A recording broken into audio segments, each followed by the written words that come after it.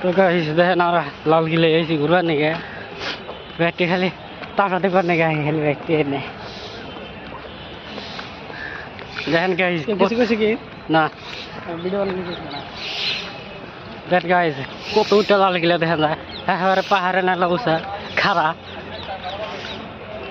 গাতাটা দেখা গাতাটা এবার গাতাও দেখো আর এই গাতা মোবাইলে দেখান না দিশা হবে না ছোট দেখা